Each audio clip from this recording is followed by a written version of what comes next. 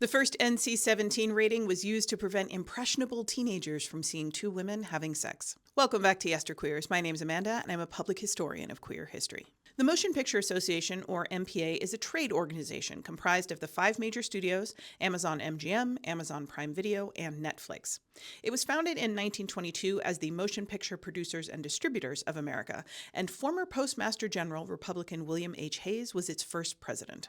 The MPPDA was formed to stabilize the volatile film industry and to solve a problem. In the 1920s, about half of American moviegoers lived in a part of the country where public entertainment was overseen by a censorship board. These boards would very often recut movies to remove offensive scenes, sometimes removing so much material that the final film was unwatchable. These edits discouraged people from going to the movies, fed into the moral panic that movies were corrupting the soul of America, and they cost the studios money because studios had to reimburse censorship boards for each foot of film that was cut. Hayes was a vocal opponent of government censorship, but he was a big fan of self-censorship.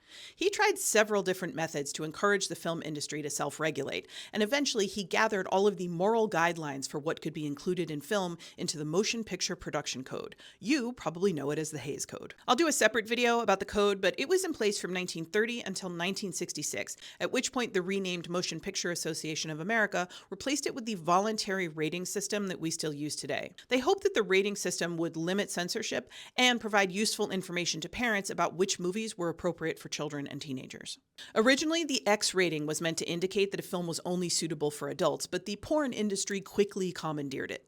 This was a problem for boundary-pushing filmmakers because films like A Clockwork Orange, Last Tango in Paris, and The Evil Dead all earned X ratings from the MPAA. The MPAA finally established the NC-17 rating in 1990, and in some ways it makes perfect sense that a film about Henry Miller and Anais Nin, both of whom face constant battles against censorship, would be the first to earn this new adult rating. But as The Hollywood Reporter noted in its 1990 review of the film, the many sex scenes have been so beautifully lighted and composed that much of the passion drains away. This film goes delicately coy where raw vitality is desperately needed. Only in this repressive political climate would such gentle eroticism earn anything more restrictive than an R. Fewer than 100 films have received the NC-17 rating since it was established in 1990, but I'm sure you won't be surprised to learn that there are a lot of queer films on that list. Films including Bent, which is about 2 men who fall in love at Dachau.